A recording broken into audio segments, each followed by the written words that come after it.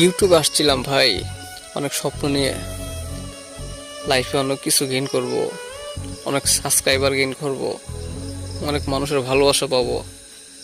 কিন্তু না, আমার জীবনে কিচ্ছু হলো না।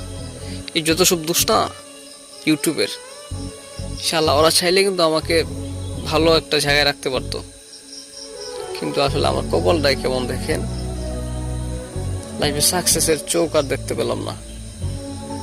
লাইফে সাকসেসের ফেস, চেহারা, মানুষের ভালোবাসা আমি দেখতে পেলাম না।